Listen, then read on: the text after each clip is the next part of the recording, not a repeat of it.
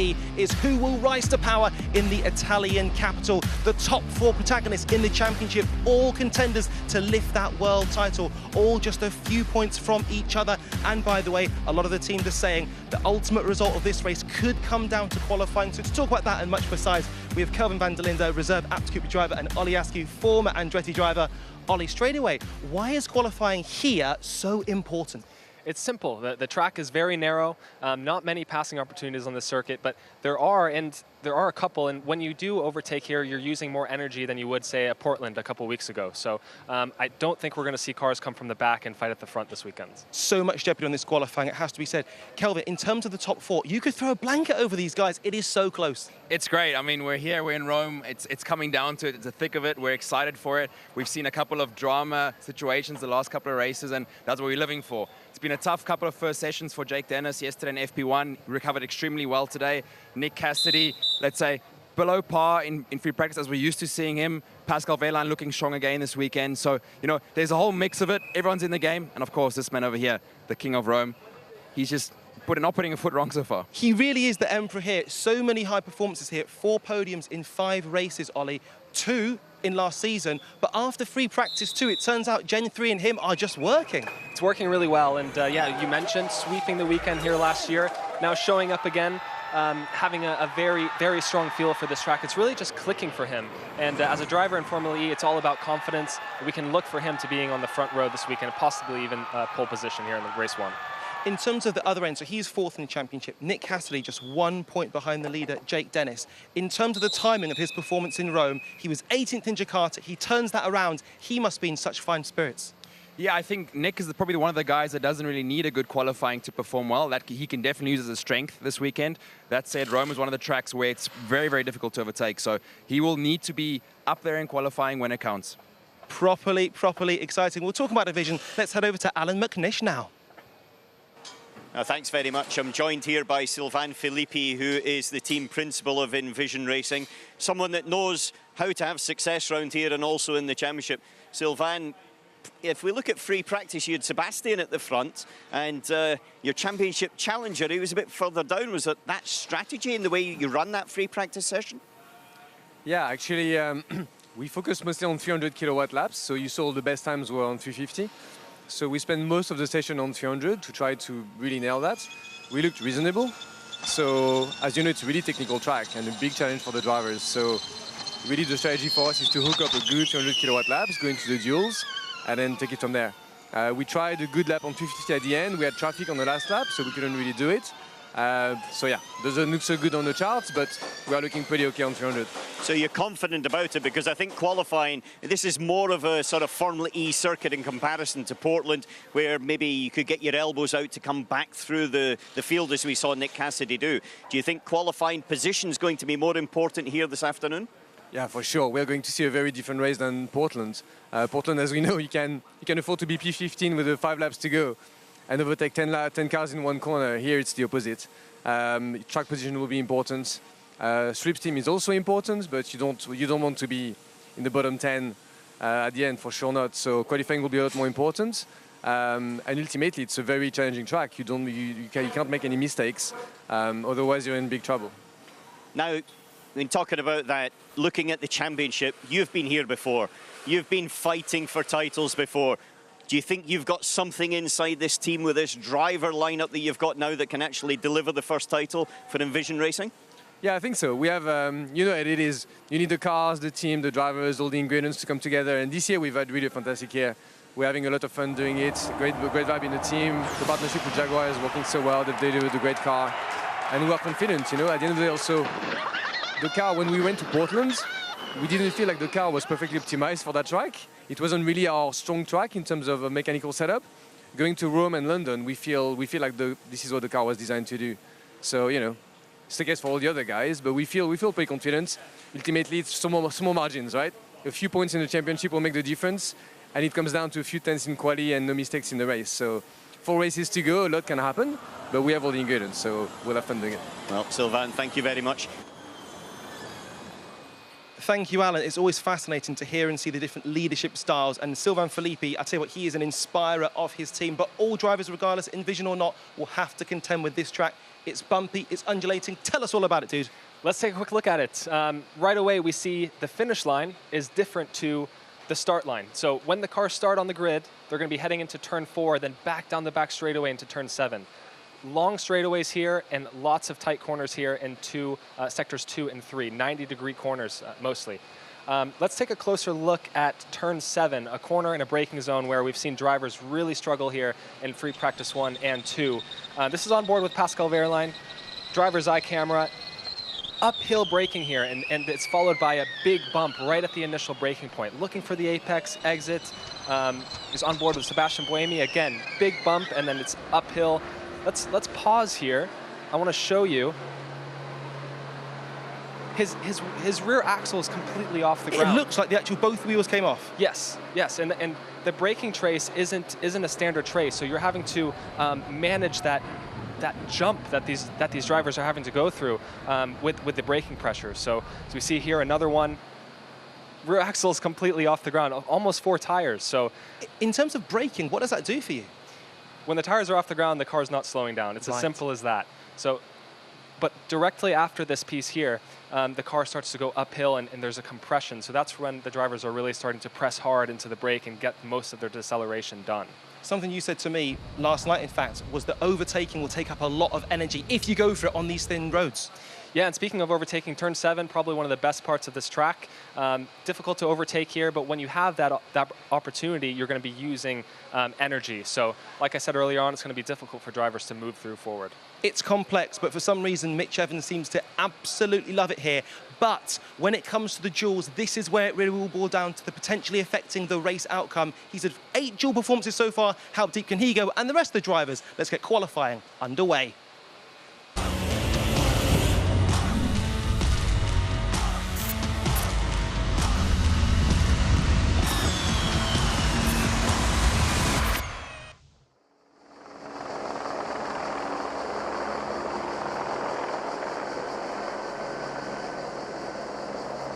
Round 13 of the 2023 ABB FIA Formula E World Championship comes to you from Rome. A double header this weekend.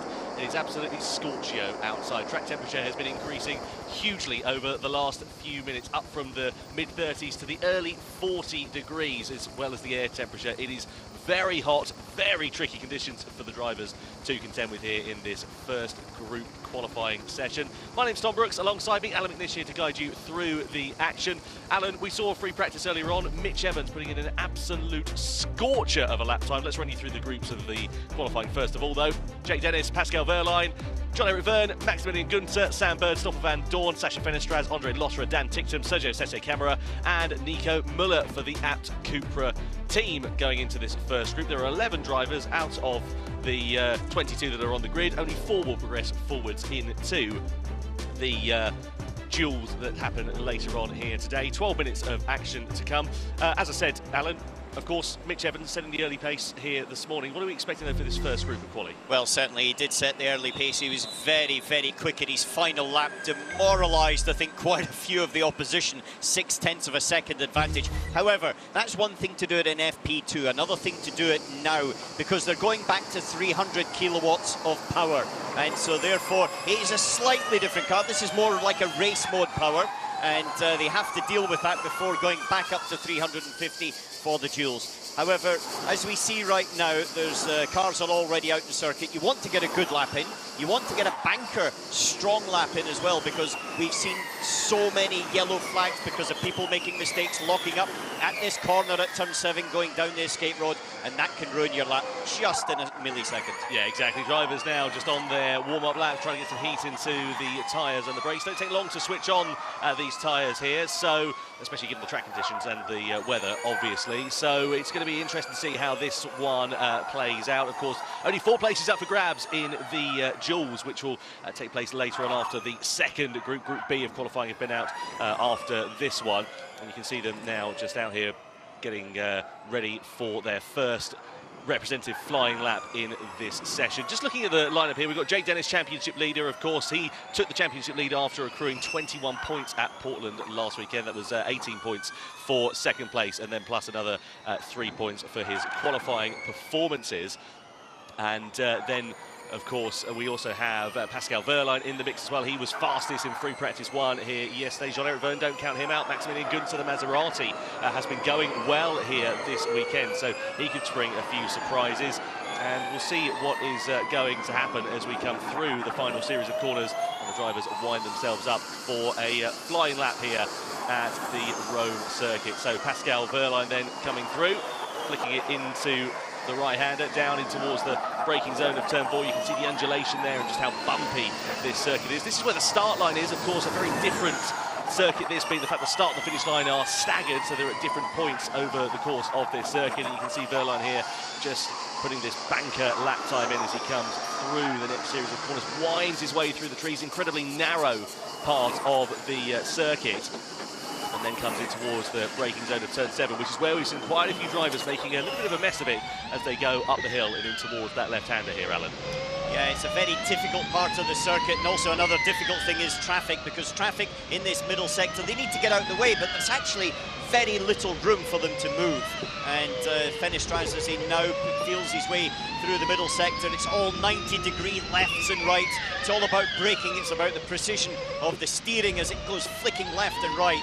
And then coming towards the final part of the circuit, which I have to say was dominated by one man, being Mitch Evans. He always had something in his pocket there this morning. We'll have to see whether he can do anything about it this afternoon, or for this qualifying and then later on this afternoon. Yeah, super impressive there from Mitch Evans in that second free practice session earlier on here this morning. Of course, cooler track conditions though. Here is Sacha Fenestraz just winding himself up through the last sector. You can see a series of 90-degree rights and lefts flicking into this left-hander. This is turn 19, the final corner on the track. Then you come to break the beam, and what is Fenestraz's best lap time going to be in the early stages? It's a 1:40.4560, immediately bettered there in the third sector by Pascal Wehrlein, who's some half a second under his time. What about Dan Tickton in the Neo? Let's see what he is going to be able to do relative. 0.3 of a second away from Wehrlein, who goes to the top of the pile with a 1:40.1. So good lap time there from Wehrlein early doors, but Nico Müller also sneaking himself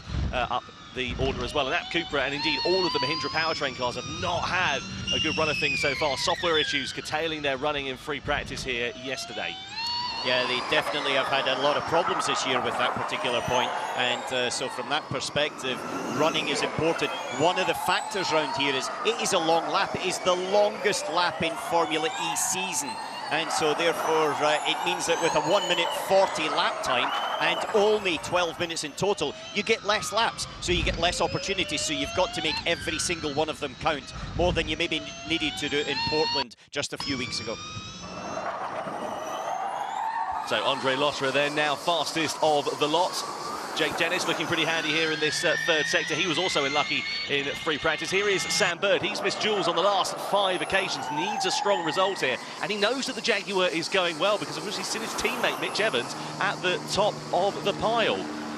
I understand that Jake Dennis lost the rear end on that last lap as well, so that could have cost him a bit of time as he tries to get himself, of course, into those Jules. Jean-Eric Vergne here, just making his way through. And Vergne, of course, driving for the DS Penske team. Been in the Jules 5 times in 2023. And Wehrlein just on a quick lap as well, as we saw the other Porsche popping into the pits. He's been quick. In fact, it was Wehrlein popping into the pits. He had done the purple first sector and also his fastest middle sector, and then aborted the lap right at the end. So let's see what he's going to do for the remainder of the session. Dennett, Team Radio. Just so you're aware, Pascal went push and aborted the second push. Bit of front wing damage there on the looks of the DS Penske. That's Jean-Eric Vergne, so he's clearly clouted the wall at some point, hasn't he? Yeah, he's done something with the right-hand side. The front wing's sitting at a funny angle, and also the end plate is off it. Stoffel van Dorn there as he comes up through the faster section of the circuit. This is where he'll feel it, but also with the bumps round here, we know they're quite sensitive, and you can hear it skipping on the ground as well. That's without doubt negative, and he's not in. In fact, he's last at this moment in time, so that's been on his early lap. Team Radio. How bad is it? I don't know. Yeah, he's not reporting too much back there, but yeah, that's going to certainly cost him. I think we can tell him it's pretty bad. Well, exactly. It's not designed that way, and even although it doesn't have a a heck of a lot of downforce. Without doubt, it is not going to be the way the car was designed to run. So flicks it through that chicane of turn 12 and 13. He's still up in that third sector. Let's see how he is going to be able to do in this session. Now, damage limitation here, quite literally, for Stoffel Vandoorne as he makes his way through in this DS Penske. A lot of the drivers now back into the pits in this session. Just going to go out for one final run right towards the end here. Yeah, just it sounds like he's hit the wall at the exit of turn 7, where we've seen so many people running down the escape road. He's tried to get it into the corner and just kissed the barrier there, which has done the damage to the right-hand side, and now he pops himself into the pits. Vandoorne was nowhere near it on that first and middle sector either. Oliver Turvey there looking a little bit pensive in the Penske garage. Let's have a look and see if we can piece together what happens. So this is down to turn 7. Oh, that's a clout into the Tech Pro barriers if I've ever seen one. Yeah, just watching it on board here on the bumps.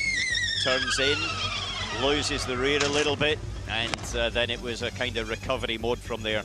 And so that's why he lost a couple of seconds in the first sector, was up at the barriers at turn 7. Yeah, he's only been the Jules once this year, back in the opening race of the season at Mexico City. So work to do here for Stoffel Vandoorne and indeed the DS Penske team. There's Jay Penske on the right-hand side of your picture, the team owner and the team principal.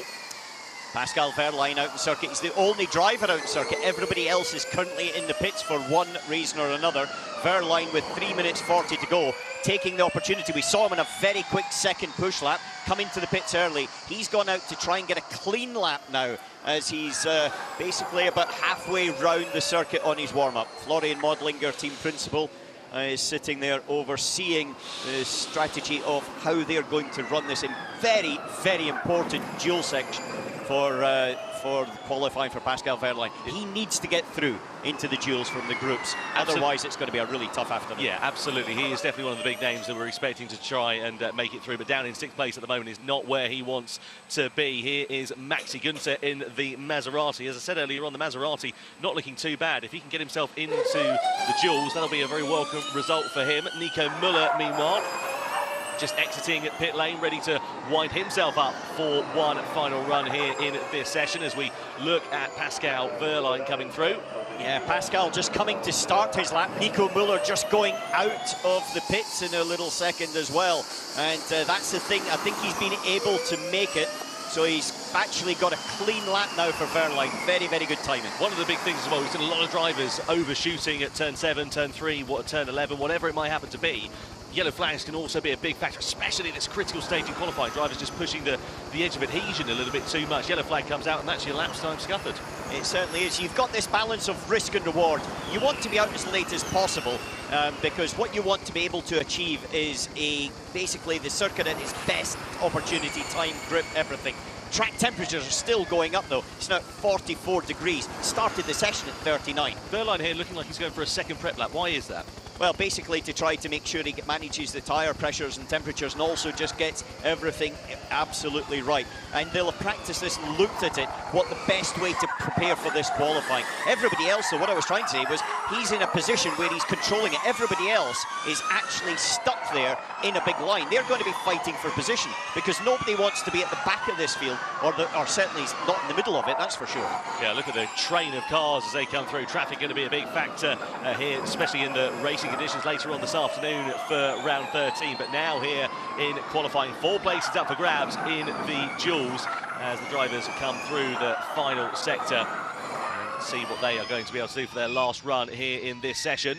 Well, the big difference is that Wehrlein he's gone for those 2 prep laps, whereas these guys, they basically have to go for it now. They're going to get 1 lap and that is it. They're one and done.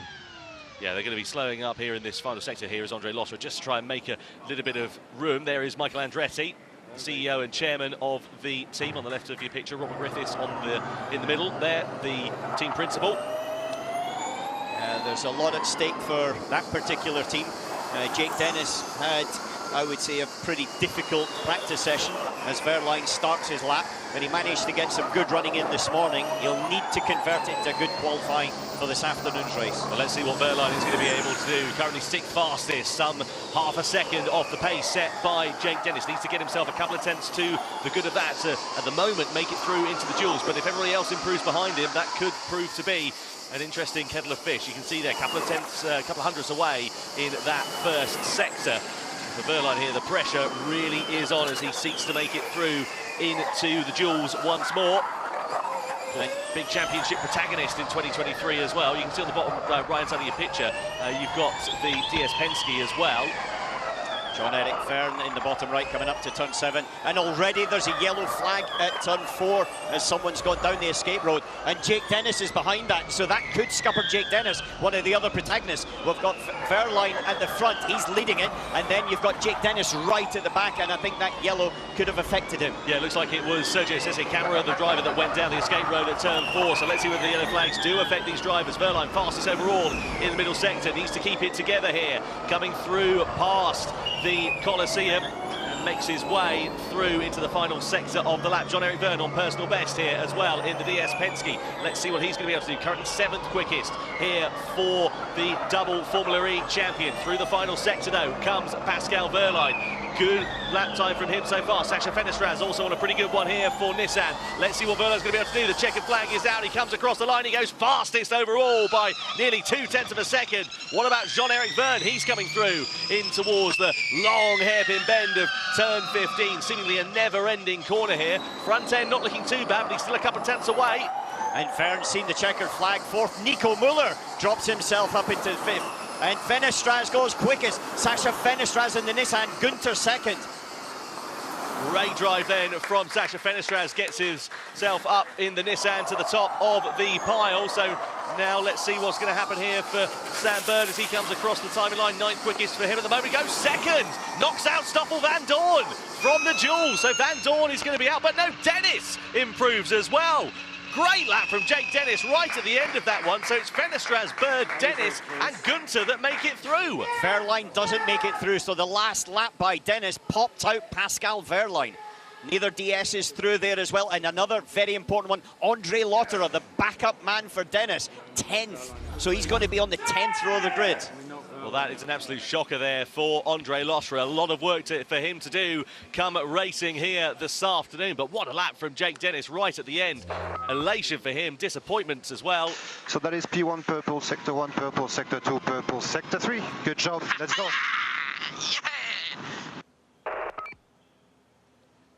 Yeah, disappointment there for for Pascal Verline, I should say. Delight though for Sacha Fenestraz. Great lap time right at the end. Let's have a look at Sergio Sese Camara and see what happened to him. So we know that he ended up having a bit of a moment down at turn 4. Now you can see he just went off onto the escape road, had to turn the car round. And actually, Dennis is lucky because he's been away by then. So the car behind him was the car in front, sorry, was the one that's probably got caught, whereas Dennis, I think, is clear. Yellow flag out there, so that car going through the DS and also this one will have they will have to have slowed down, whereas 27 will be clear, Jake Dennis. Yeah, that's really scuppered his time there, didn't it? So Sacha Fenestraz ends Group A fastest then by 1/10 of a second over Sam Bird and Jake Dennis. So 2 Britons making it through. Bird ending a 5-race dry streak into the duels ahead of Maxi Gunter. Pascal Verline, though, dramatically, the championship protagonist, missing out in the Porsche, as well as Van Dorn, Muller and the rest of the field.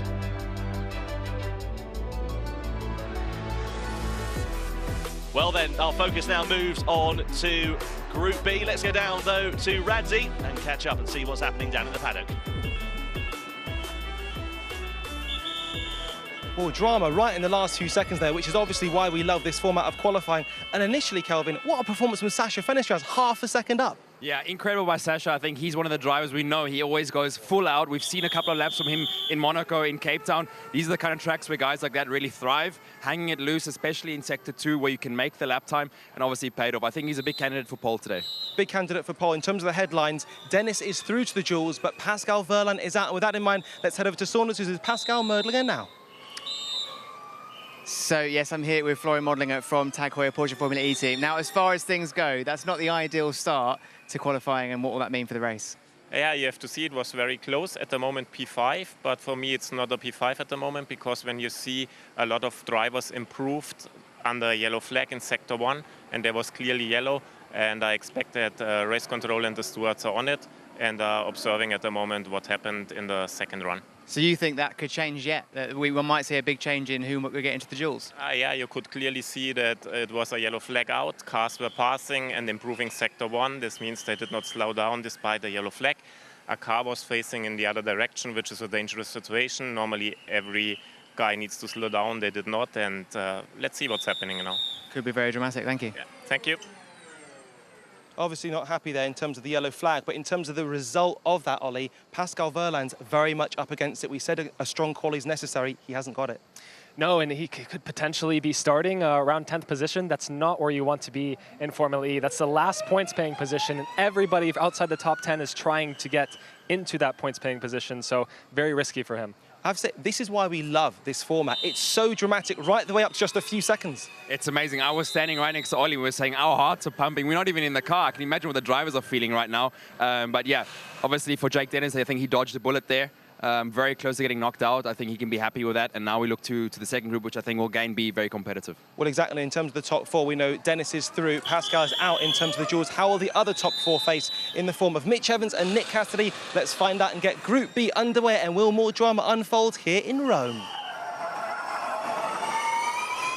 Yeah, thank you very much indeed, Radzi. Time then for Group B qualifying to get underway. 11 drivers now on to the circuit, including the likes of Nick Cassidy, the winner from Portland last time out. But he has had a challenging weekend so far in that Envision machine. FP2 this morning, he was down in 15th. You can see the drivers here ready to take to the track. Nick Cassidy for Envision, Mitch Evans for Jaguar. Then you've got Antonio Felix da Costa, Sebastian Buemi, Jake Hughes, Rene Rast, the 2 McLarens in the mix there. Lucas Di Grassi, Norman Nato for Nissan, Eduardo Mortara, Robin Freins, and then Roberto Merri for the Mahindra, as is the way with Group A. Group B, of course, have got 4 places up for grabs here in this one.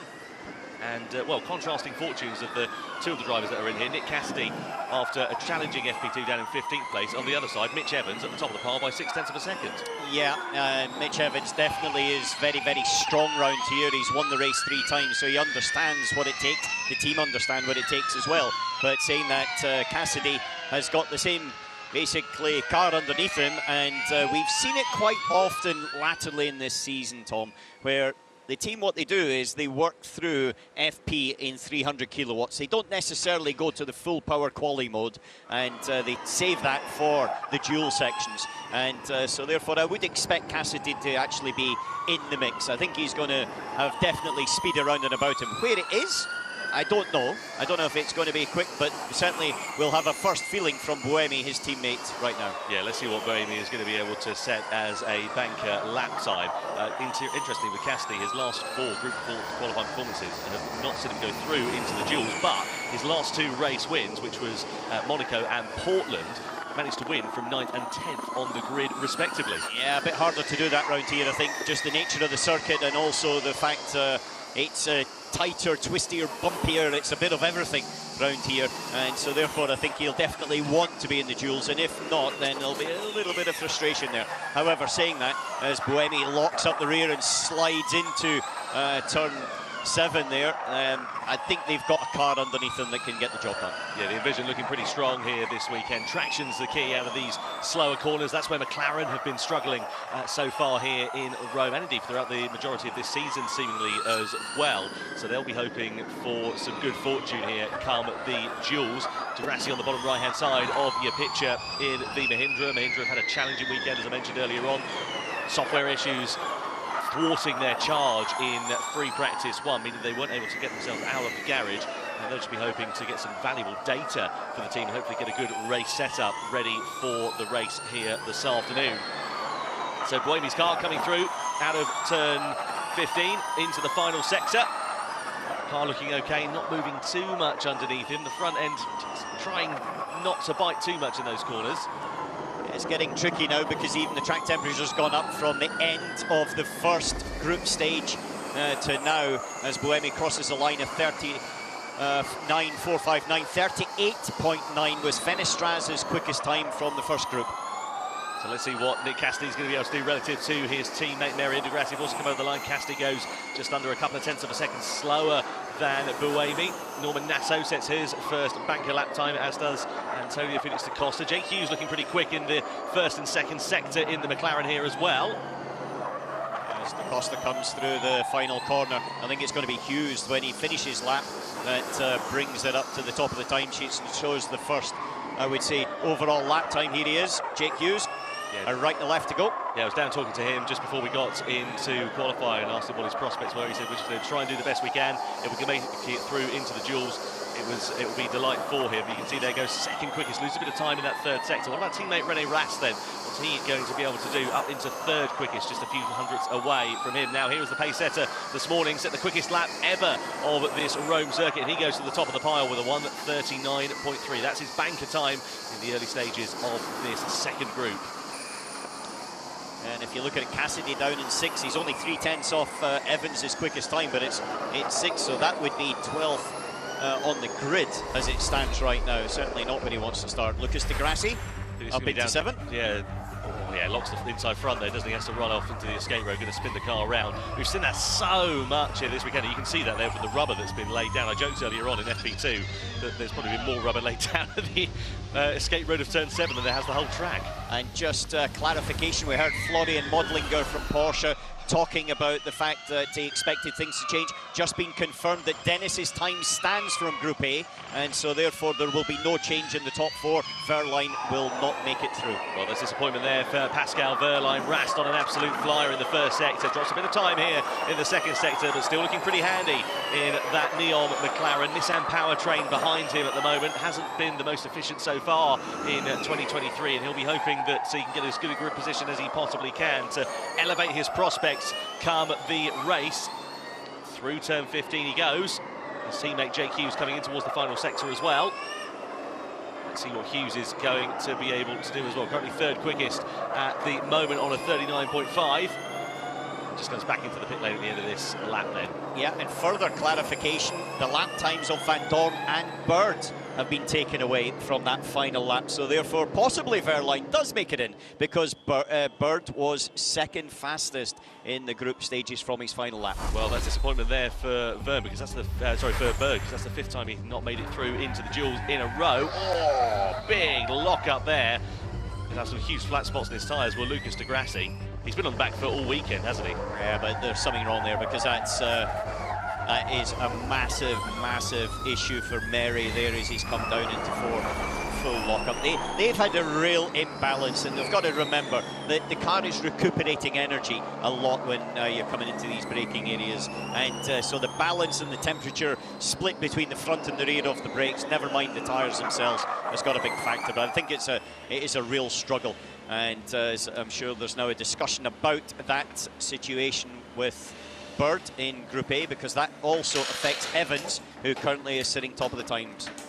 Yeah, exactly. So most of the drivers now back into the pit lane. Only Roberto Merri, who is out circulating at the moment. So let's see what he's doing. As Merri now comes back into the pit lane then. So all drivers now back into the box, ready for one final run with just under 4 minutes remaining here of this Group B qualifying session. Confirmation you can see there on your screen. Cancellation of laps for Van Dorn and for Sam Bird, which eliminates Bird from the duels, promotes Pascal Wehrlein into the duels now as well. So that is a very possible saving grace there for the Porsche driver. He'll think all of his Christmases have come at once. Yeah, he's popped himself up into 4, so he's into the duels. Bird out, very difficult, as you can see some rapid texting going on there as Sam Bird now realised. Got to say, Sam, there's not really a lot he could do. There was a car went off in front of him, there was a yellow flag came out when he was on his lap. His lap time that he delivered still was a lap time the driver could do. It just happens to be that there was a yellow popped out because of that spinning car. Yeah, absolutely. Well, there we are. Sam Bird, is he off to pastures new in 2023? A lot of rumours flying, sorry, for 2024, I should say, rather, for season 10 of Formula E. A lot of rumours flying around the paddock at the moment that he won't be at Jaguar for next season. We await official confirmation of that. Meanwhile, we see the Mahindras. This is Lucas Di Grassi out on track, just trying to get some valuable lap time. We saw his teammate Roberto Merri locking up a few moments ago, and well, they'll just be hoping to get some data back to the team. I think it's going to be a bit of damage limitation here in this session. Right. don't know if there's too much limitation going on, to be honest. I think they seem to be struggling from one problem to the next. That's one of the issues, is there's very, very limited opportunities to be able to recover if you're on the back foot. It's a effective one-day format, as we see Bird here.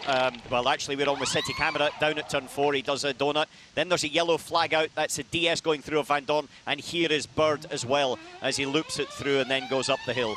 And due to that fact that Seti Camera was away, that meant the yellow flag had been pulled in by the time Dennis got there. And, you know, Bird, there was very little that he could do to change the situation. Yeah, very big disappointment there for Sam Bird.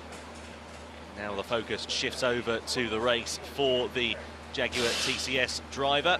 Let's see whether he is going to be able to bring the fight a bit further forwards. The good thing is actually that 9th position is the best place to start on the grid seemingly here if you go by the historic results. It's won 3 times over the last few years here in Formula E. So if you don't make it through to the duels, all is not lost seemingly here for these drivers. But speaking of the duels, just under a minute and 30 seconds now remaining as we look at Lucas de Grassi sliding that Mahindra through. It's not looking comfortable on the exit of the corners, not good traction there for de Grassi. Personal best times here coming in, but if anything, he's in a bit of a duel here with his teammate, possibly the other Mahindra-powered car of Robin Freitz. As he's sort of looping through, this is halfway round the circuit for de Grassi, as the rest are starting their final lap. And I think at the end of the day, the big question for me regarding this particular fact is, where is Cassidy going to end up? He's currently outside of the top 6. We saw Gunter getting through in the Group A. Mortara there is in 5th place as well. And Norman Nato, his teammate Fenestraz, was quickest. So it's certainly not quite clear for me how it's going to run out in 38 seconds time. Yeah, there's a lot of up for grabs, isn't there, here? And now drivers are only going to get one flying lap coming in. René Rast with the fastest first sector overall. Jake Hughes looking pretty handy on his lap. Nick Cassidy not looking too bad either, but problems here, unfortunately. That's a crash. It is, yeah, that's Jake Hughes we're on board with, and that's going to be the end of the session. And that is exactly what we were talking about, the perils of a street circuit, as the red flag is out. And crucially, Edo Mortara and Nick Cassidy are not going to make it through. 18 seconds left on the clock. That's going to be the session run, and that's going to be the laps over. That's a shunt up the hill, so he's crashed in turn 6. Managers, the medical vehicle is going to be on course, please. Please be aware. Just for clarity, there's a G sensor within the car, and that sets off immediately the medical car to go out, and the battery. As we can see, his head's moving around. It's not necessarily that Jake Hughes is injured, but it is a safety precaution. When it goes above a certain G, they automatically send the safety car out. That's quite a big accident. He's came up the hill there, through turn 6, up towards turn 7. Very, very bumpy, very, very fast. And for whatever reason, the car has hit the barriers, as now we see another replay. Yeah, let's have a look. Oh, loses the rear, one of the fastest parts of the track there, straight to the scene of the accident. Takes off the front left in a secondary impact there as well. Yeah, that secondary impact is the heavier one, to be honest with you, because it was into a shallow angle of the barrier, which is opened up to allow safety vehicles to come through. As he's lost the rear, as you said, over the bumps.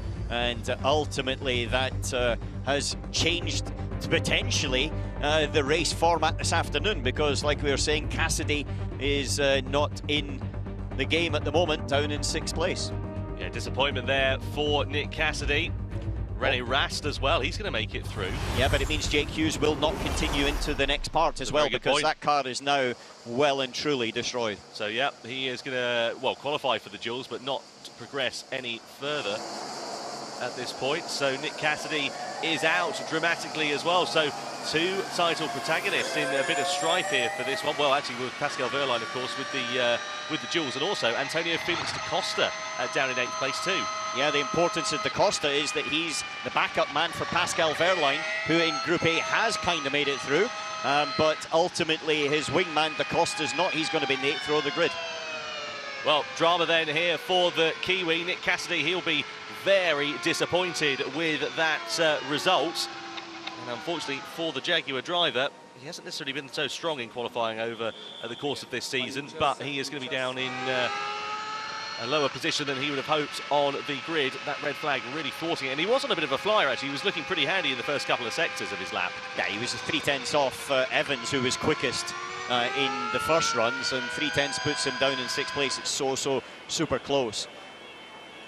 Well, here we can see Mitch Evans then in the pit box, and he makes it through into the Jules. In fact, actually, that's Sam Bird, isn't it, down there in the pit box, and he is getting ready, seemingly for the Jules, but we understand that his lap time has been deleted. Yeah, I presume we'll have to see exactly what's happening there. There was certainly clearly some frantic texting. They could have appealed the situation, but we'll see what actually happens in the lineups, as Evans, certainly there's no question he is going through. He was without doubt quickest, as he was this morning, alongside this man Sacha Fenestraz, who was pretty blinding, to be honest. Yeah, really. That 38.9 that he delivered was a stunning lap time. Yeah, really strong there from Sacha Fenestraz, pulling it out of the bag right when it mattered. 300 kilowatt hours of power in the group qualifying stages, moves up to 350 kilowatt hours for the Jules. And as it stands at the moment with this red flag, 18 seconds left on the clock, it's going to be Mitch Evans, Sebastian Buemi, René Rast, and then Edo Mortara who progress forward. So that's a saving grace there for Edo Mortara. Of course, Jake Hughes' car damaged. He will not be progressing any further than this, so he drops down.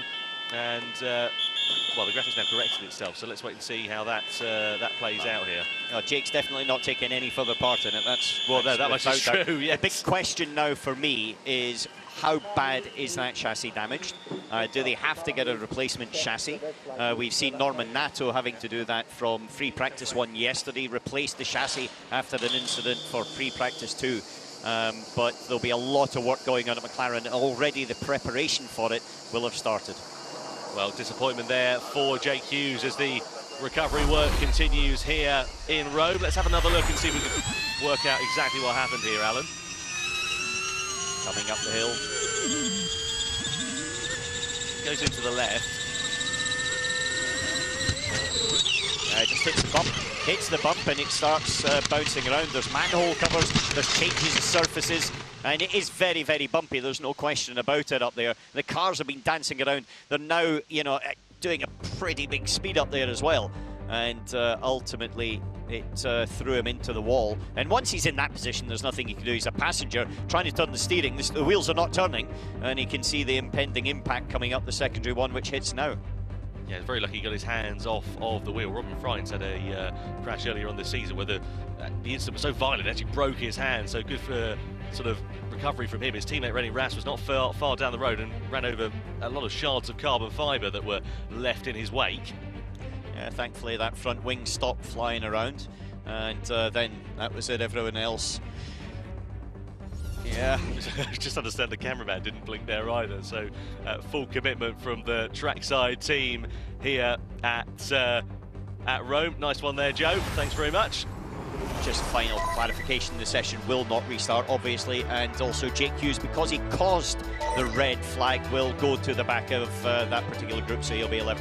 That promotes Mortara up to 4th and through. Well, absolute drama then here in the final stages of Group B qualifying. It's going to be Mitch Evans, Sebastian Buemi, René Rast and Edo Mortara, who are the top 4 drivers that make it through into the Jules. Jake Hughes crucially out of it following that crash right at the very end of the session. But the big talking point, Nick Cassidy, the championship protagonist, not making it through with his final lap, being scuppered by that red flag here in Rome.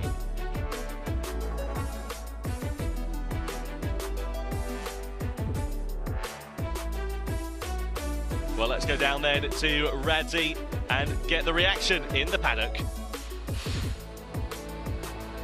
Well, it's drama left, right and centre here, especially in terms of the top 4. So Nick Cassidy, I mean, let's take a look behind us here. The team in Vision Garage, Nick Cassidy, absolutely devastated, currently in 2nd place in the championship. He's out of the Jules. As for Mitch Evans, brilliant performance once again. This is perfectly setting up a potential Mitch double-double. It really is, and there you see it again. I think the guys that don't have anything to lose, you have to put yourself in Mitch's perspective now. He can only really go for a win, so he's naturally driving under less pressure, especially in these qualifying situations. That makes a big difference. For Nick Cassidy, for Jake Dennis, they just want to sneak through. They just want to do the bare minimum to get through, and that's often when you get knocked out.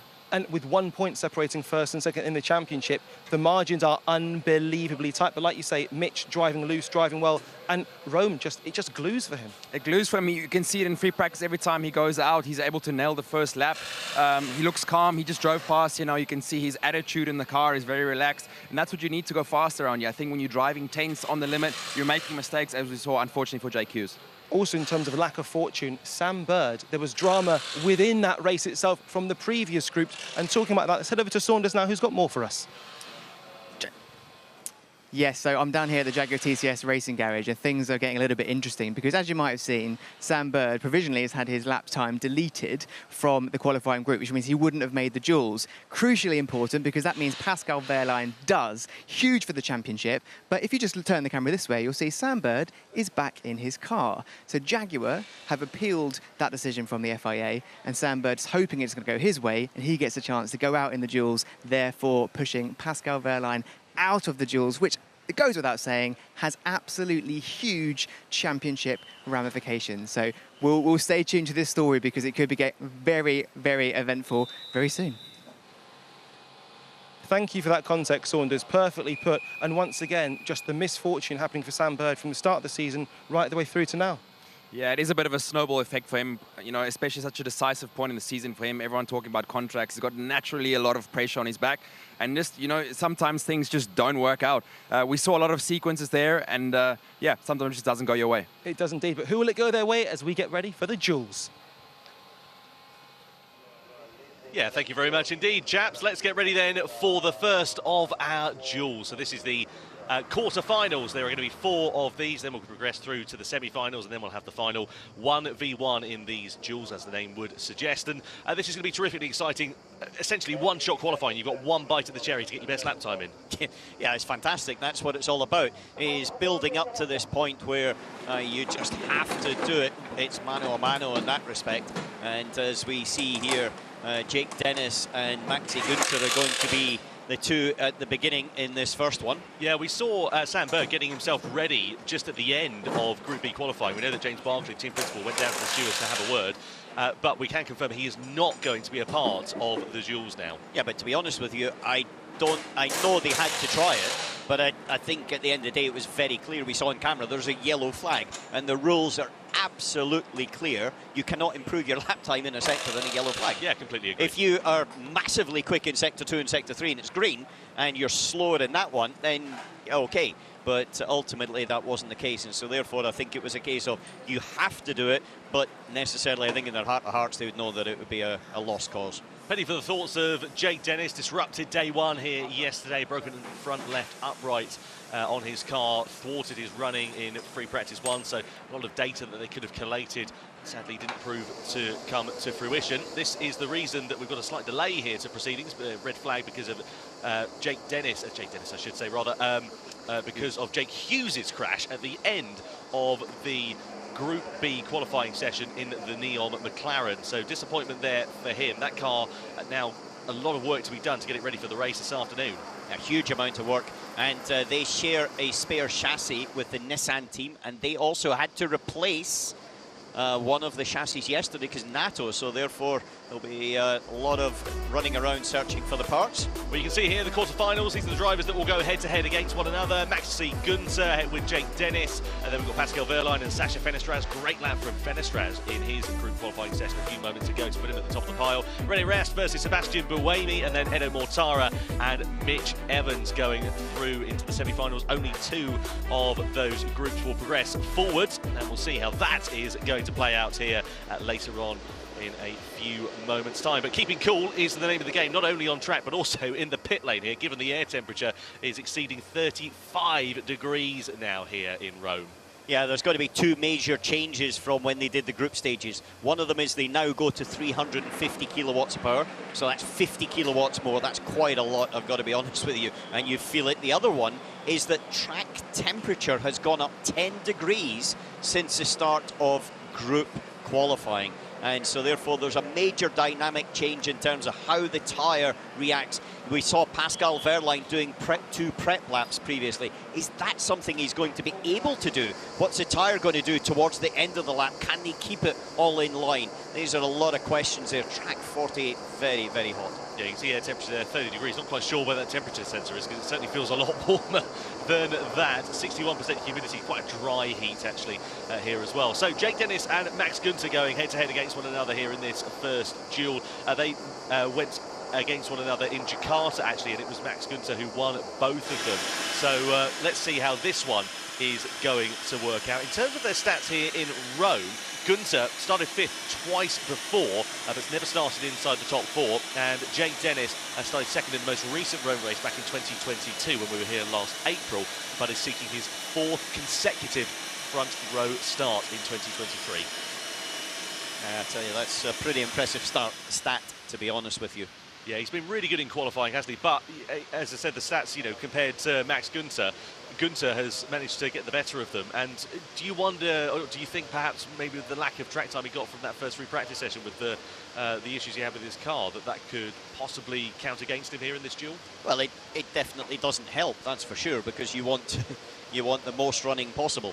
However, saying that, I think he's recovered pretty well and he's got the experience to be able to do it. And so I think it's about who has got, my opinion, it's about who has got the feeling for the car in the braking into turn 3, that downhill difficult left-hander, and then into 4 up the hill. And from there, it's then who has got the sharpest reaction in the front of their car through the last sector. Great to see the fans that have flocked into Rome, some of them finding shade and a few gelatos, I'm sure, because it is absolutely baking here, as we've probably mentioned once or twice. Last time we came here in April, air temperature was 12 degrees for qualifying. Today it's in the early 30s. I think in season 7 I had thermal underwear on. It was so cold. Very, very different to what it is now. We're here in season 9, that's for sure. Very different ambient environment, but fantastic to see the crowds flocking in to see quali. So one lap for these drivers, Maxi Günther and Jake Dennis, to contend with over the course of this one.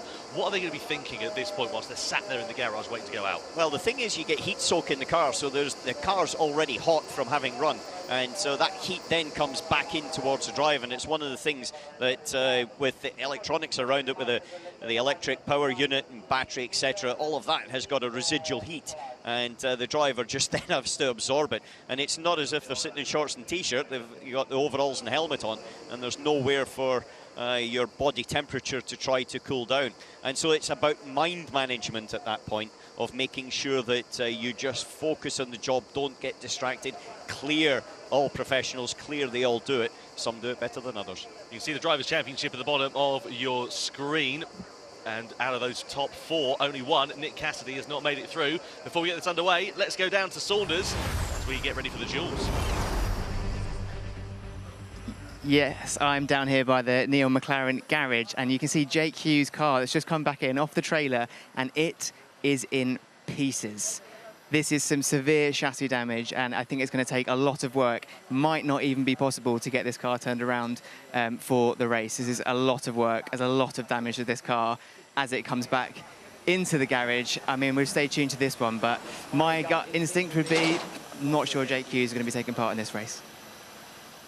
Well, quite possible. A bit of drama there for Jake Hughes. Will he be a part of the race? Let's have another look. This is the incident which brought out the red flag right at the end of Group B qualifying. You see him flicking it through the left-hander, loses the rear over a bump straight into the wall on the left, and then it's the secondary impact on the left front which really bit the bullet. Well, the impact on the right will have pushed the right rear wheel drive shaft into the gearbox, which is one part of it, and potentially could have required a gearbox change, but that left front is the one that's really done the chassis.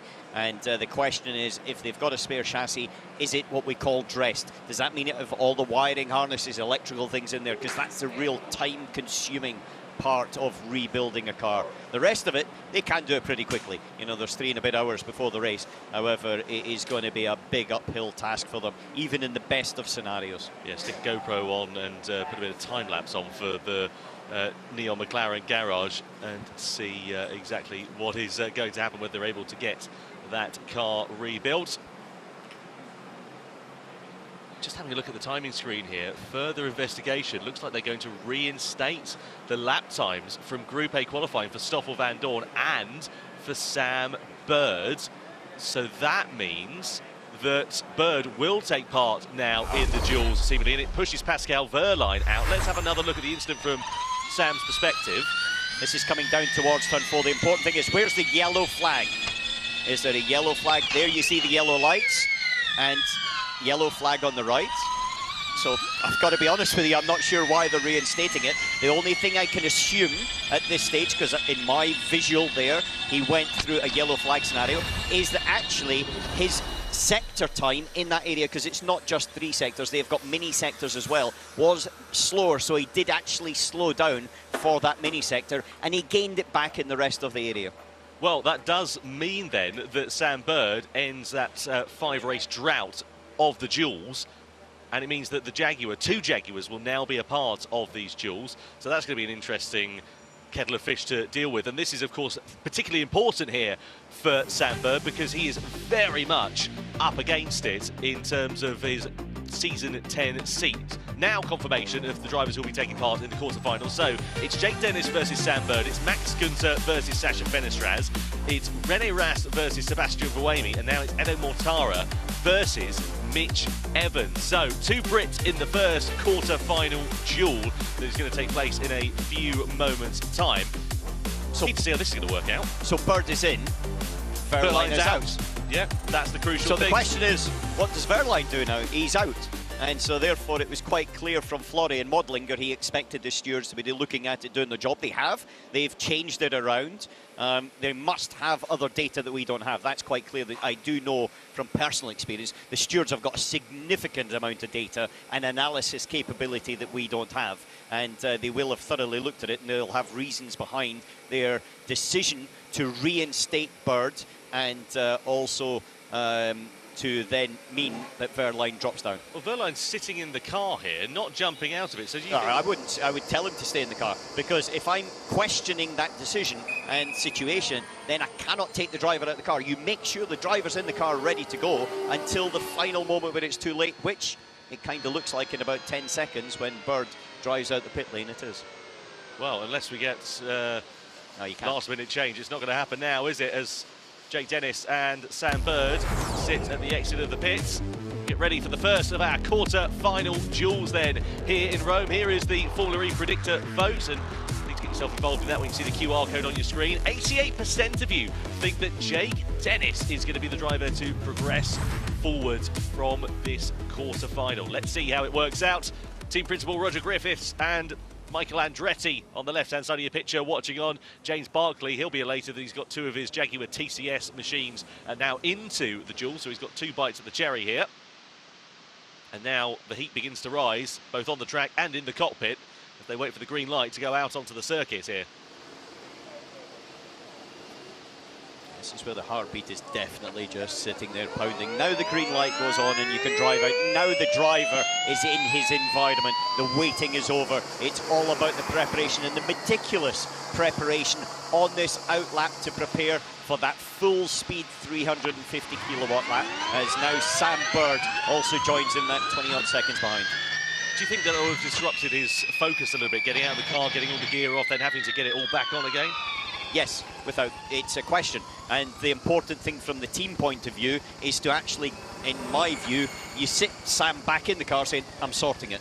Just you focus on your job, I'll focus on mine. And that would have been the way that you would look at it. And then certainly it's not easy for a driver to get out, to have all of the emotion and frustration and then to be put back in. But Sam's pretty good, I think, at putting these things behind him. I've known him for quite a few years, and he can deal with these things. He can decompartmentalise. Well, Sam Bird then going for a dual appearance. Hasn't appeared in the last 4 races, and will be hoping to make himself as fast as possible in this session. Jake Dennis, though, fresh off the back of a pole position at Portland a couple of weeks ago. He's got the momentum, hasn't had the most fortunate weekend here, but has got an opportunity to try and right things now in the Avalanche Andretti.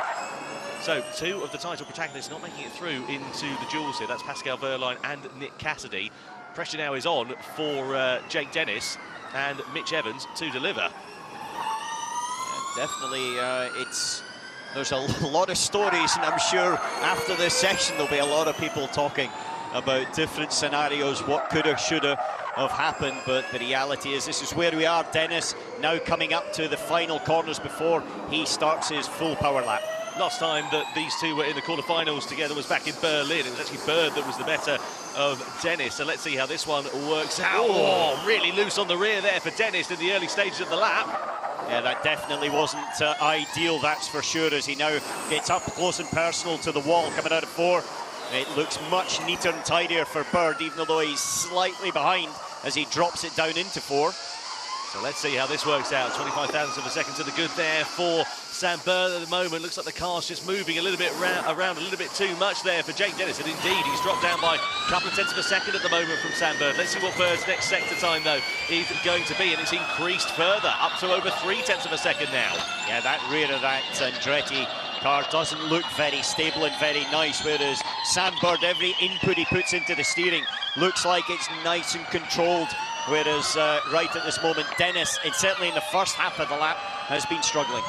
Yeah, absolutely. Now it's all for Dennis to do to try and make up that time, but 3 tenths of a second around here is going to be a very, very tall order. He's starting to catch him as he gets his act together in the second sector through the tight chicane of turn 12 and 13. Then he heads into the right-hander before we go into the long hairpin where the attack activation point is going to be during the race. Not bad for there through Dennis, but let's see how it's going to work out in the last sector of the lap. He's still behind Sam Bird at the moment. Bird's momentum, he's managed to carry on. Yeah, but if you look at Bird, every input on the steering wheel is nice and precise. Now it's stabilised. It was all lost in that first sector. And this is the area on the right-hand side, looking at Bird. This is the area where that car is super good, the final sector. As now Dennis crosses the line, Sam Bird's got 2 corners to go, and I think it's quite clear. Unless he makes a mistake in the final one, Tom, it's going to be Bird. Well, let's see what happens then. Round the final corner, get the power down across the timing line. It's a 38.8. Great lap time there for Sam Bird. He knocks out Jake Dennis in the quarter-final duels, a driver who we weren't sure was actually going to be competing in the duels due to the yellow flag incident in Group A qualifying a few minutes ago, and he manages to put that all behind him, get himself ahead of Jake Dennis in the quarterfinals and progresses forwards into the semis. Strong lap by Bird, but actually think it was a weakish lap by Dennis. He just didn't have the car behind me. Saw even just at the first kink in turn 2, which is normally no problem. The car was already moving around and oversteering. And so therefore, it certainly set it up quite easily for Bird to take it through. Yeah, I understand that he was actually very surprised. Didn't believe his team that he was faster. Here's the predictor vote for Sasha Fenestraz versus Max Günther. Nissan versus Maserati. 62% of you think that Sasha Fenestraz is going to put one over on Günther, and well, given the lap that we saw from him in Group A where he went to the top of the pile with an absolute stonker right at the end of the session, you'd be hard to put it past him. Yeah, you would, but also the predictor was saying that Dennis was going to dominate Sam Bird, so it might be opposite days on predictors, but Fenestraz definitely was in a strong run this morning. Yeah, it seems like he's got that Nissan working really, really well, doesn't he, here this weekend? And, well, Nissan have got some good company in the box this weekend. They've got Motohiro Matsumura, who is the Director Executive Vice President of the Nissan Super GT teams, and they won all 3 categories in Super GT in 2022. So good company that he is keeping, but can he put a lap together that puts him into the semi-finals? Yeah, he's got a little bit of an advantage in the first couple of corners. Beautiful against that apex curve there at 4. Normally it just washes out with the front, but Fenestraz was able to keep it in very, very nicely. Whether he can keep it flat out up the hill, unlikely. It's just a lift of the throttle, but right now it's Fenestraz that's repeating, I would say, his performance from the group stages, but Günther is certainly not down and out yet. Yeah, Günther a couple of tenths of a second away. He needs to have a strong middle sector here to try and claw some time back to Fenestraz in the Nissan. Coming through in towards that middle sector. Fenestraz's inputs of the steering look quite nice and quite smooth at the moment. Front end seems to be hooking up quite nicely on that Nissan here. And Günther, you can see they're half a second down on Fenestraz's time already. Yeah, it's a huge gap that now. Fenestraz was very neat and tidy, very economical with the use and the width of the circuit. It looks like the front of the Nissan's very hooked up. he can turn the car quickly. Whereas with the Maserati, slightly less so. Looks like there's a bit of understeer in the car there. He's having to work and wait to get the front in to try and then get onto the power as he comes into the last couple of corners. Yeah, he's closing the gap down ever so slightly, but it's not going to be enough, I think, to overhaul Fenestraz here. Through the final corner comes Maxi Günther. What is his lap time? It's a 1:39.3. Sasha Fenestraz, though, still looking pretty strong here through the final sector. Nice and clean out the final corner, a 1:38.8. Easily faster than Maxi Günther on Maserati's home turf. Regardless, it will be Günther's best starting position at Rome in his Formula E career. Hasn't qualified inside the top 4 at all, and he's guaranteed that, of course, with the dual spaces. But no doubting Sasha Fenestraz. Okay, let's go, let's go. Let's go race Bird in semi. Sasha Fenestraz versus Sam Bird. Let's have a look at some super slow-mos here of the Frenchman's lap. Just coming over the bumps, the car looking pretty compliant through there, it's got to be said. Well, compliant in the air when it takes off. But Bird and Fenestraz basically the same lap time, and Dennis and Günther basically the same lap time. But I think Dennis was slightly quicker. So then, quarter-final 3, René Rast from Neon McLaren with Sebastian Buemi for the Envision Racing team. So Nissan powertrain versus Jaguar powertrain. 67% of you think that Sebastian Buemi is going to get one over on René Rast in the McLaren.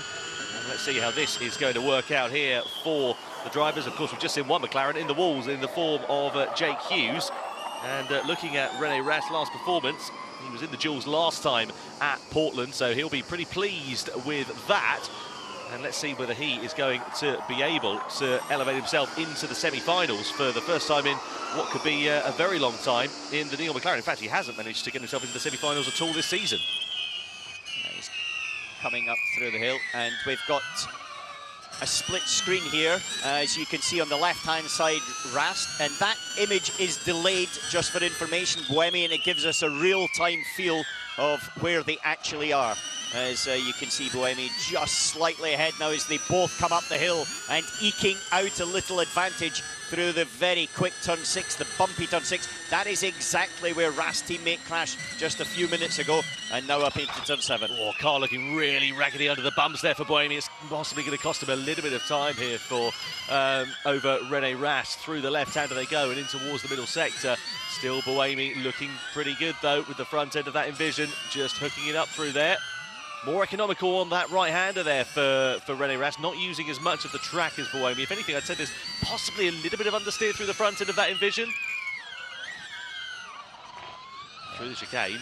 So you can see that it's to show you the guidance of where they are, as opposed to an exact match on that, because Buemi is slightly ahead visually, but he's actually behind in real terms. But it's this final sector, Tom, where I think Buemi's got the potential to bring this 2/10 back. This is where their car is very, very good. Yeah, look at this, the mechanical grip of that Envision, no problems at all. He's managed to bring the gap back over against René Rast. Slight correction though through that left-hander, not so for Rast. This could be very, very close indeed. Let's see what happens for Sebastian Buemi as he comes to the timing line in the Envision. It's a 38.8 for him and it's a 38.61, so there's 400ths of a second separating Sebastian Buemi and René Rast, and Buemi makes it through into the semi-finals with an absolutely brilliant final section. You couldn't call that one at all.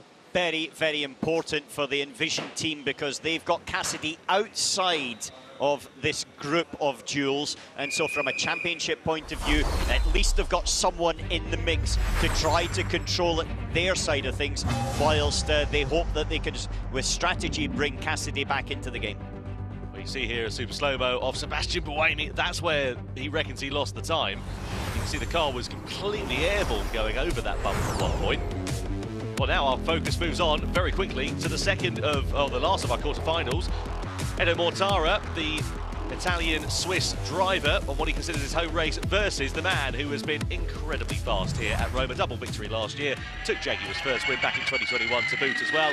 87% of you think that Mitch Evans is going to get one over on Edo Mortara, but it's one lap qualifying here. It's a chance for Edo Mortara to try and get himself into the semi-finals, and there is an opportunity. If anything goes wrong here for Mitch Evans' lap, if he just snatches a break going into a corner, runs it a bit deep, that could be your time lost, and that could be the opportunity for him to make it into the semi-finals. It could go either way, of course. Not a good entry to turn 4 there for Mortara. He was completely offline, braking more to the middle of the circuit than the full right-hand side. Didn't get the car into the right position, so compromised himself a little bit as if Evans got nicely into it. I've got to say right now, it is in Evans' court. He's got the performance. He's proved it round here on several occasions without any question. Mortara is going to have to deliver a really, really good lap to be able to take this fight to Mitch Evans. On board here, we ride with Mitch Evans, threading the eye of a needle through turn 6. Then coming down up into the braking zone of turn 7. This has called a lot of drivers out. You can hear the car bottoming out there as he gets under the brakes into the left-hander. Mortara slightly up actually in the first sector Mitch Evans actually slightly up in the first sector over Edo Mortara. Riding on board we are with the Maserati now. We saw a bit of understeer from Max Günther's car a few moments ago. Let's have a look at Mortara, see if his is looking a little bit more compliant through the slower technical corners. This is coming down to the right, and then they go into a long as we now switch back to Evans. They're coming through the chicane, but they've got the long obelisk corner, which in the race they will go to the outside and take the attack mode from there. Coming up right now, that's also a corner that defines your front grip, but it's one that puts a lot of heat into the tyre as well, as you're trying initially to get the front to work and then to get the rear on power. Last couple of corners though for Edo Mortara, and now it's gone in the direction of Evans. Yeah, Evans has really pulled it back in that second sector. Let's look at Mortara's time as he comes to the line. It's a 38.9 flat for him. Mitch Evans, though, through the final series of turns, is he going to be able to upset the apple cart here and get himself into the semi-finals? The checkered flag awaits Mitch Evans, and it's easily faster than Edo Mortara. So Mitch Evans, the Kiwi, the championship protagonist, makes his way through 0.4 of a second ahead of Mortara. Yeah, and also 0.4 of a second ahead of Bird and Fenestraz as well, because they all did 38.8, and it was Evans that just stuck it in there with a 38.4. So then, 2 Jaguars make it through into the semi-finals, along with one of the Nissans, which is Sasha Fenestraz, and then, of course, then we have one of the Envisions as well, with Sebastian Buemi. So, very much an interesting semi-final that awaits the drivers here. Evans has just looked so strong here at Rome. This is really one of his favourite tracks. Just over the bumps there, the car looking pretty nice and compliant. So there we are, the quarterfinals are all done and dusted. Bird, Fenestraz, Buemi and Evans all go through. Fenestraz versus Bird in the semi-finals, and Buemi versus Mitch Evans. That is going to be hugely exciting to see what happens and which of our drivers will progress forwards into the finals here in Rome.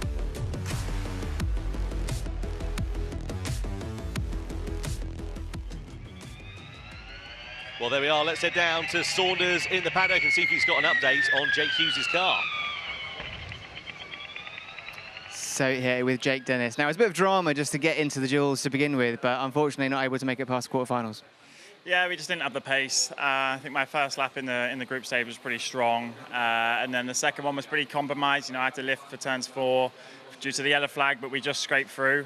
Took some risks to make it back on the lap, as we obviously lost quite a couple attempts there. But yeah, the duels were just not great. You know, we just didn't have the pace. The Jaguars this weekend are extremely strong. You know, I knew it from like halfway through the season that this track would just play into their strength. Same for London. You know, the stop-start corners, it's their traction is just unbelievable compared to ours. So yeah, I mean, 7th, I think we did a good job. You know, I'm top Porsche, and yeah, that's just all we had today as a package. So relatively pleased, but ultimately we are slow.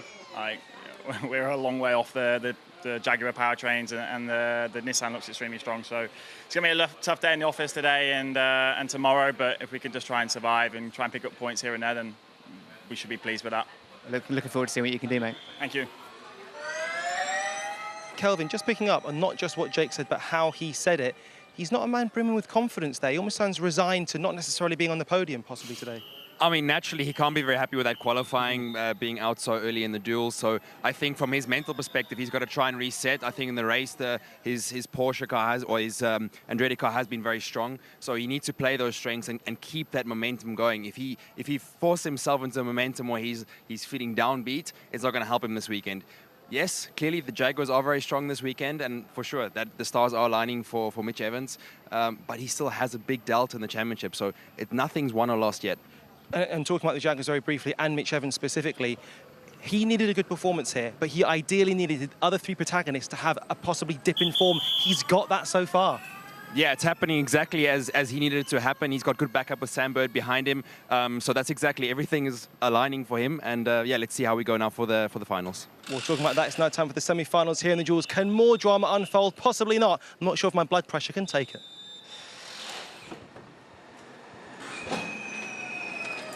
Well, here we are then, ready to go for the semi-finals of the Jewels.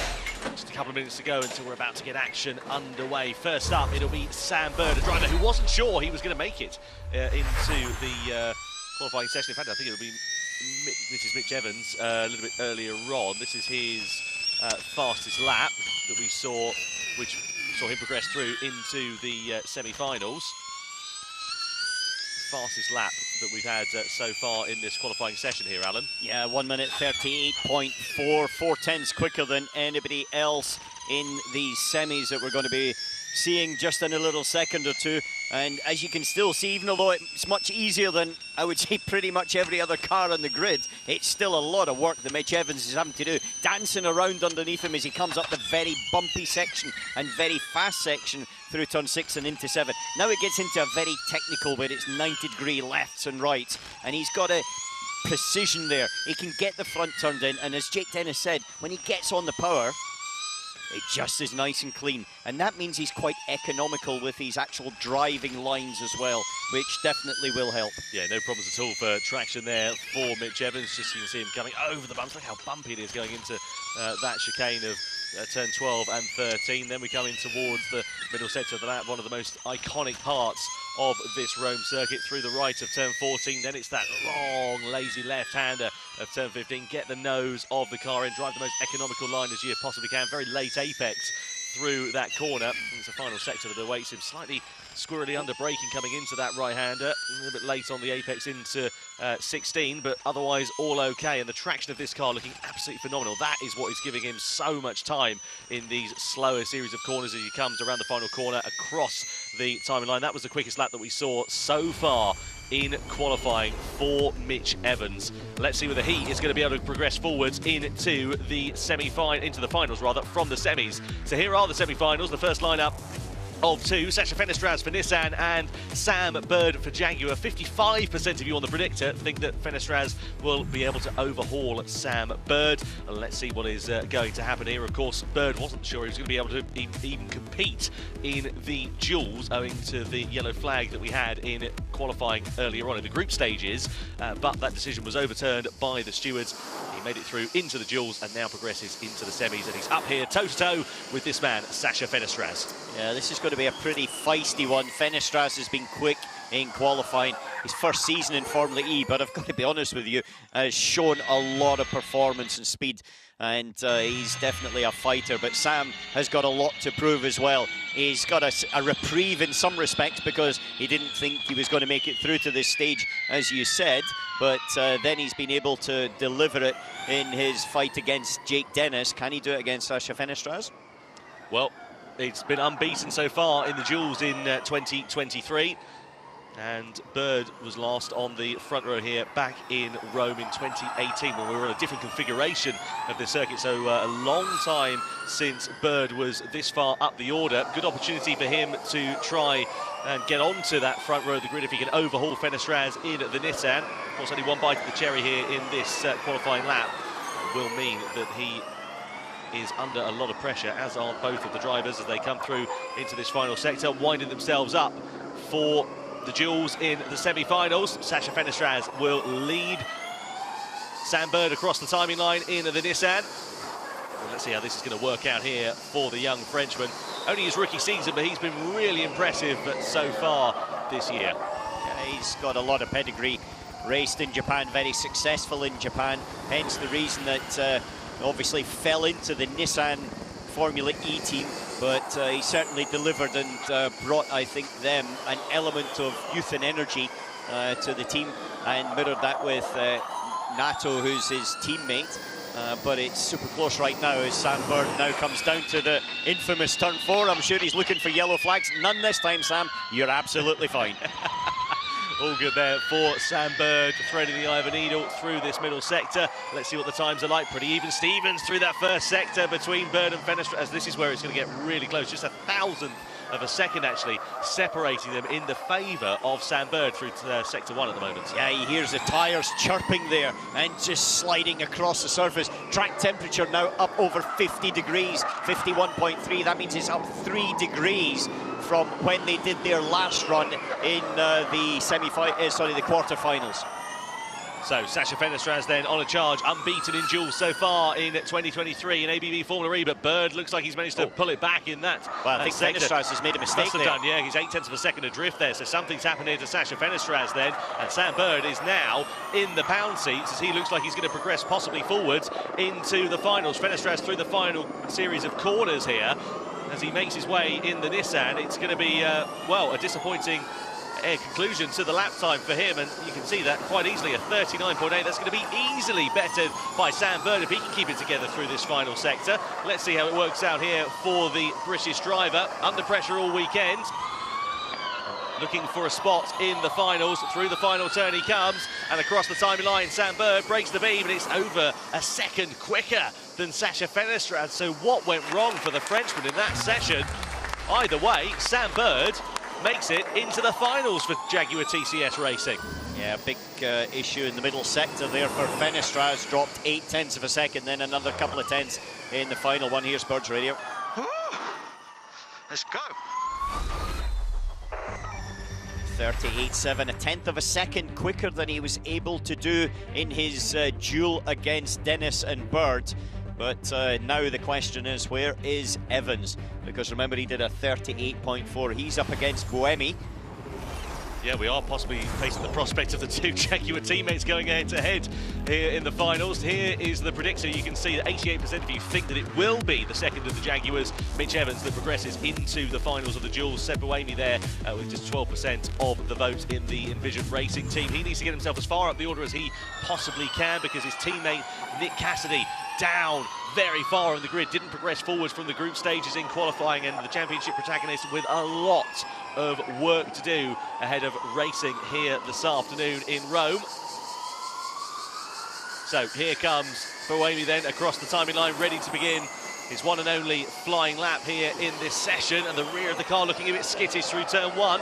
Yeah, and also down into turn, that's not very nice for Buemi. The car, rear of the car moving around quite a lot as Evans now starts his lap, and that was very similar to the starting lap for Jake Dennis. If we remember what he was like down there, it was a very similar sort of style and feel. It's the fourth time that these two have been together in the duels. Out of those 4 times, it's been Evans that has been the driver who's ended up on top, and it looks like he's going to continue that here, at least with the first sector times.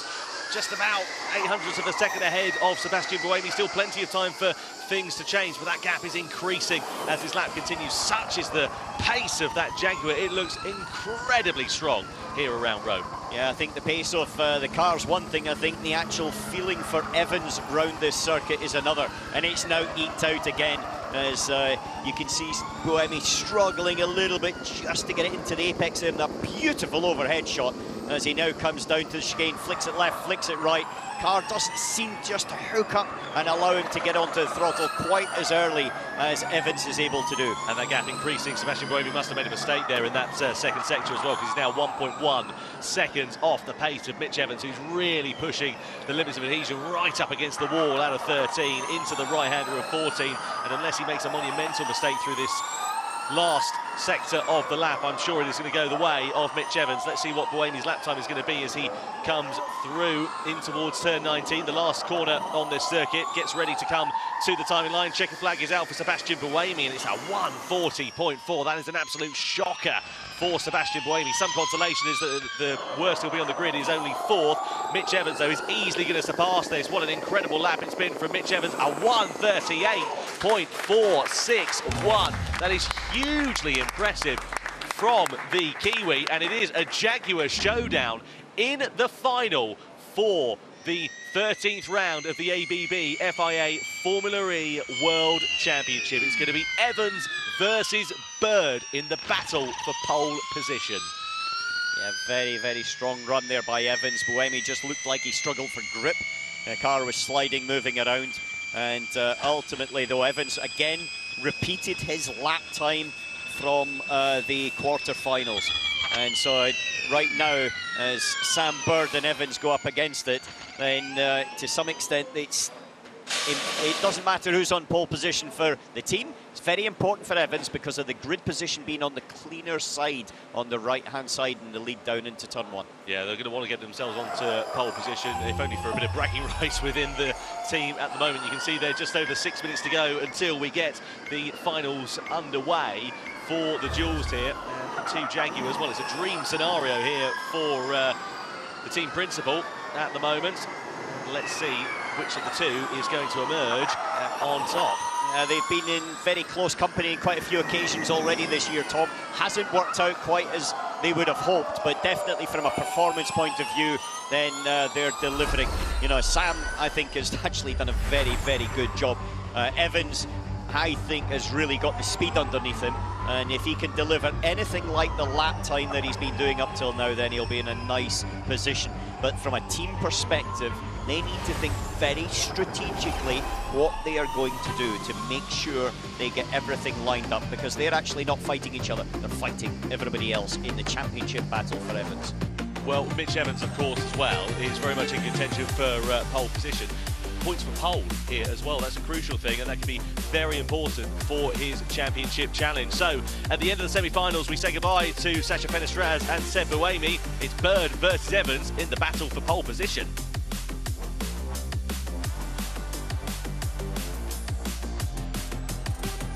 Well, looking forward to seeing what is going to happen. Let's head down, though, to Razzie before we get the finals underway for qualifying of round 13. Well, what a scenario we have here. A front row lockout for Jaguar TCS Racing. James Barkley, one happy customer. But an interesting situation now, Kelvin, in terms of team orders. What's he going to say to Sam Bird? Very interesting. I think if you're James Barkley, I think it's a pretty easy decision. You have to back your guy for the championship. There's one guy, Mitch Evans, fighting. He needs every car in between him and his title contenders. And I think just to stay out of trouble for turn 1, it's a logical thing. That said, I think Mitch Evans has the power to do it in his own hands today and take the pole position. He's looked impeccable all weekend. The bonkers situation, Ollie, is that at one stage it was looking like Sam wasn't even going to be in the duels, and here he is in the final. Just goes to show that, you know, around a track like this, 19 corners, 2.1 miles, you cannot make mistakes. Formula E qualifying is so close. It comes down to 100th of a second, and yeah, it's done a very good job. We can see Sam Bird was obviously there getting ready and raring to go. A question that you probably can't answer: what is the magic formula that Jaguar have on this track? I mean, 4 wins over the past 6 races here. 1 has been Sam Bird, 3 have been Mitch Evans. There's something. I think that both the drivers are really riding on their confidence here. The whole weekend we've been hyping up Mitch Evans. For sure, as a driver, you take that on board. You thrive on the confidence. Turn 5 and 6. The sector 2 here is particularly important for driver confidence. And as Jake Dennis said, I think the Jaguar powertrain itself seems to be really good in traction. These stop-and-go corners suits the style of the car and the philosophy of what they got in car setup. So everything seems to be going in their direction so far. The context of this now in the terms of the championship, Jake Dennis, not necessarily in the front 2 rows, but then the other 2 protagonists, Cassidy as well. I mean, Pascal Verlaine, they're going to be disappointed. I'm watching this like a hawk. There's a lot that can happen here, and as we know, at the end of the championship, it can be chaos. But for Jake Dennis right now, his mindset should be, I just need to have a strong finish. He's the championship leader, but he has to be careful with Mitch Evans at the front now. Swept the weekend here last year, as we said earlier. He has a very strong chance of gaining a lot of points here this weekend.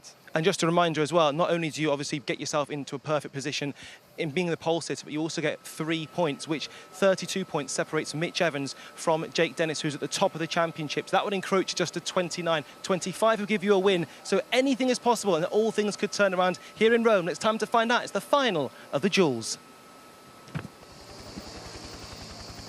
So then the drivers are ready to go. Sam Bird versus Mitch Evans in the battle for pole position here in Rome. Just having a look down at the stats, Jag have only taken 1 front row lockout in Formula E history. Definitely difference between the tyres, by the way. I can explain more after. Copy.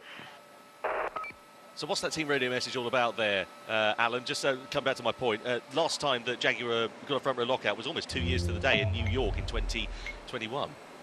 Yeah, quite a long time ago in that respect, but it's very difficult to get both your cars up in this championship, up at the front, and when you do, you've got to celebrate it because it doesn't happen that often. But coming back to the comment on the tyres was basically, as we saw between the quarter and the semis, then they switched the two sets of tyres on Evans's car, and he prefers one set to the other. He's got a feeling for one set more than the other, and so it was about that preference that he was talking about, his two runs and the feeling of the grip. On the other side of it, remember we saw Bohemian, he looked like he had no grip, he was just sliding around, and so it's wear, it's usage, it's temperature, it's quite a lot of different factors that come into it. Well, don't forget about the Formula E predictor. You just saw the QR code on your screen. If you scan that, you can vote to see who of the drivers you think is going to get pole position here this afternoon. Well, I want to know if James Barclay scanned it and what he's predicted. Yeah, do you reckon he's hedging his bet? Slight wink to the camera there for James. But, you know, dream scenario to have both cars, and, you know, at worst, it's a front row lockout here for Jaguar. It's a perfect circumstance. It's a perfect circumstance, and it's exactly they have delivered.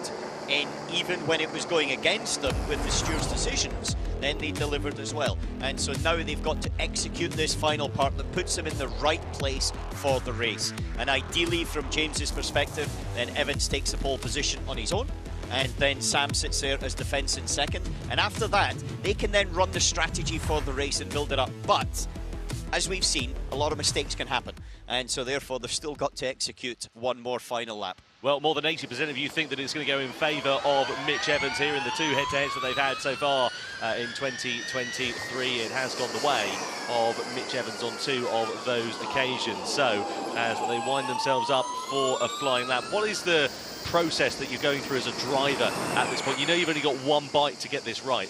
Yeah, it's about building the tyre temperature on the brakes as well.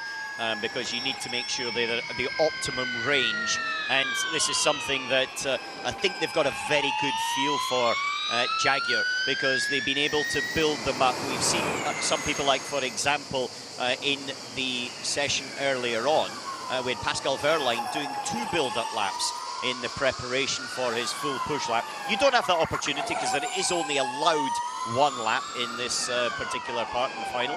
However, it's just about making sure that you've just got all of these parameters right, because that run down to the first corner and that braking at turn 3 and then again at turn 4 is very important.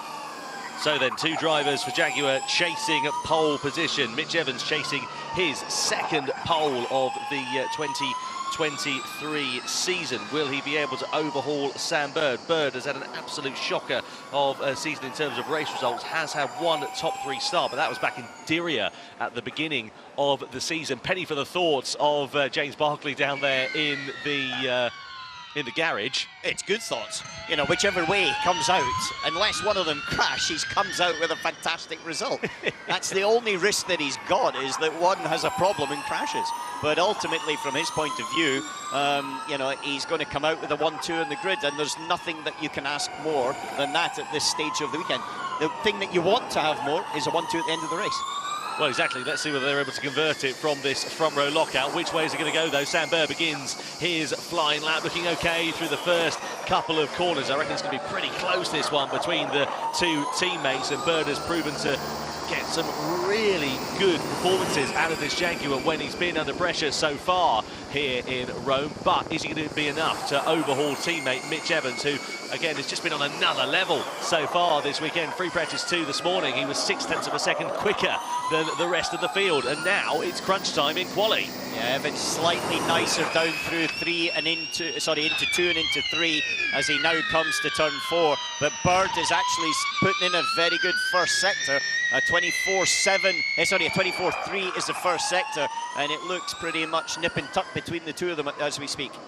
So then, through in towards the middle sector, the drivers head now. Looking here at Sam Bird as they head down. Sorry, that's Mitch Evans into the left-hander.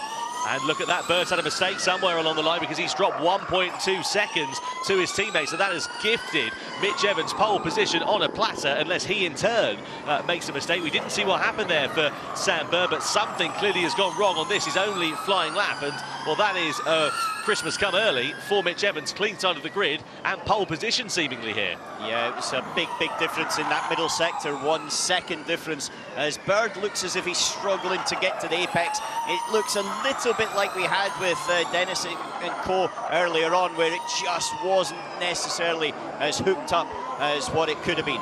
Playing devil's advocate, it could come down to tactics here between the Jaguars. Are they working together, trying to get Mitch Evans over to the clean side of the grid? Bird goes for a 40.985. What is Mitch Evans' time going to be? Significantly faster, I can assure you of that, through the final series of corners. Jaguars here fighting for the title. Mitch Evans very much in contention, will do himself no harm at all. Slides his way out of the final corner, comes across the line. It's a 39 flat. It's enough for his second pole position of the 2023 season. It's a Jaguar TCS Racing front row lockout here in Rome. Delight for James Barclay and the rest of the team. And now some team radio. And that's pole position, mate. Pole position. Mega job. Mega job.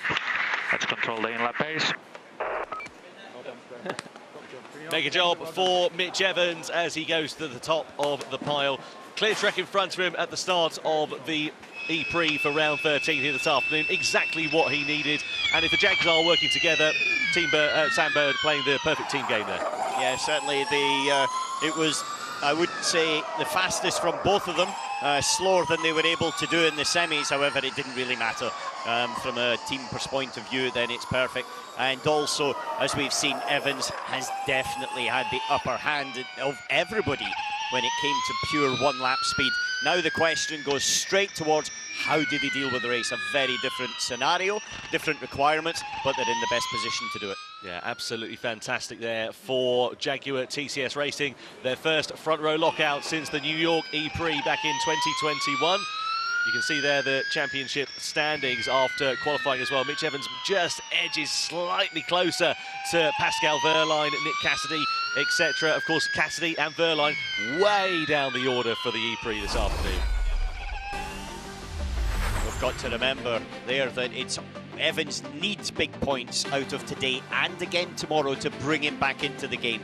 Dennis needs to gain points. Cassidy needs just to gain points. And then the question is Wehrlein as well. And so there's still a lot at stake this afternoon. It's not just a case of this puts Evans straight back into the battle. He's got to deliver on it to get himself near the fight. Well, the drivers now making their way back into pit lane. Saunders will be down talking to Mitch in a few moments' time after he's had just a couple of moments to breathe and catch his breath after a really impressive performance here in qualifying. No surprise at all, he set the pace so far here today with topping the free practice this morning, topping qualifying here in all of his duels, and indeed in the group stage he was pretty competent as well, and he makes his way through with a second pole of the season. Very welcome result there for the Kiwi. As Alan said, really does need some strong results here this afternoon to keep himself in the title fight, and he's got the best opportunity to do so as well. Sam Bird is his second front row start of the year. Last time he was on the front row was back in Berlin, and the last time that this man was on pole position was back in Hyderabad. But a great performance from Mitch Evans. Just seems to be completely infallible under pressure here this weekend. Yeah, it's been a very good circuit for him historically, and without doubt there's a little bit of pressure in FP1. We saw that when he got held up in the last sector in the first part of free practice behind Mary in the Mahindra. However, saying that it was all dissolved very, very quickly, and since then he's been pretty sublime. Absolutely, great to see the fans have flocked to the circuit. Track temperature actually for that last session also increased up to 53 degrees Celsius. It is just getting hotter and hotter by the minute here. It started at 38 degrees at the beginning of qualifying. It was at 30 degrees at the end of free practice 2 this morning. That makes a big, big difference to the car, and it's going to be a thought for all of the team as we see Sam Bird there sitting in his car waiting to go onto the weighbridge and the scrutineering just to make sure everything's in order. But that's going to be one of the factors for the team this afternoon. When they switch into race mode, they go to 300 kilowatts. They've got to think about energy. They've got to think about recuperating energy and all of the temperatures that are required as well to be within line for the performance this afternoon. Yeah, Sam Bird just slowly cooking his way in that Jaguar at the moment. He'll be over the moon. Don't worry. Sam cooking in the car. He could have been cooking in the back of the garage and fizzing because if he had been out. We've got to take it what Sam's done there. He's actually taken all that energy and frustration and delivered on it. And I think a good result there for him. Yeah, let's head down to Radzi then, shall we? I'm delighted to be joined by team principal of Jaguar TCS Racing, possibly the happiest man in all of Italy. James, how are you feeling after that? What a performance by both men. Yeah, incredibly proud. The team, these final 4 races, it's about really doing the best we can to hopefully put ourselves in a great position to come into London. So a long way to go. But yeah, 1-2 here in Rome is a fantastic start. Just super proud of the team, under pressure at this point in the season to maximise, and we've done that today. I think it's an obvious question here, but were there team orders going into that final to guarantee Mitch's position? Well, of course, obviously, the risk factor you don't want to push. So we just said, yeah, let's be smart, let's maximise the opportunity, and important points there for Mitch as well, in the Drivers' Championship. And talking about that, coming into this, what does success look like for you guys? Ideally, for Mitch, it would have been a poor performance from the other 3 protagonists. It's kind of setting itself up that way. Yeah, but it's so difficult. You can't get carried away, and we've seen in Formula E, even with the peloton racing now, but last year we came from 10th and won the race here. So you can't take anything for granted. Right now, the first step is done with a great qualifying. Now our attention goes into the race, but it's good to be on the front row. We're in a good position there to hopefully have a great race, but it's a long way to go. 2 races this weekend, a lot of points on the line. Thanks for your time, Matt. Congratulations. Let's head to our pole sitter. So here with pole sitter Mitch Evans, congratulations. What a lap. Yeah, thanks. Honestly, the car's been working well since we got here, and that obviously makes life easier for us. Yeah, I was able to be quite consistent. Obviously, we didn't get our second lap in the groups, which fortunately I had a good banker. And then in the duels, the car was performing well. Obviously, with this temp, it's really hard to manage the driver aggression to not push too much because it's very easy to make a mistake. So I think obviously Sam's done a great job in his side of the garage. So it's been a great day so far for the team. Not to burst the bubble, but nobody has won from pole in Rome before, and only one person has managed to do it this season. How are you going to be different? Obviously, try and add to the pole to win tally. But look, as we know this year, track positions are absolutely critical. I'm obviously hoping to, with the guys, create a good strategy, put me in the right place, right time, and hopefully, we have the same result at the end. Well, you've done exactly what's been asked of you as to now, so we look forward to seeing what you can do in the race. Cool. Thanks, guys. And now to present the pole position trophy is Antje Hempt, the head of global brand partnerships and sponsoring for Bank Julius Baer.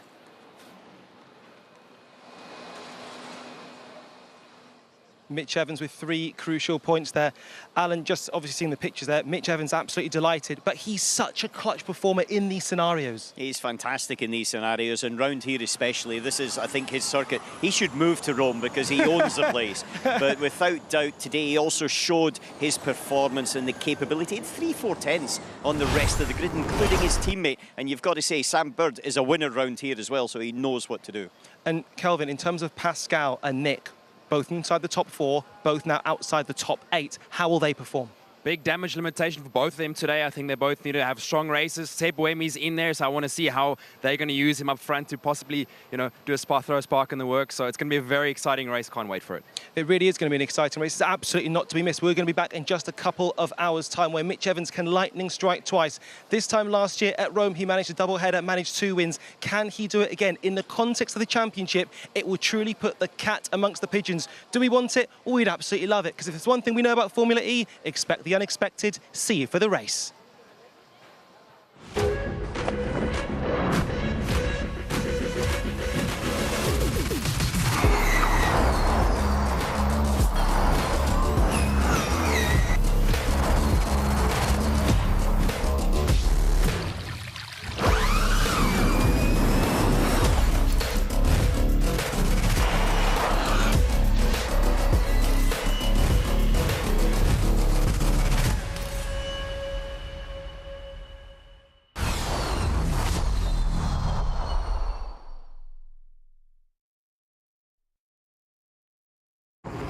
tire.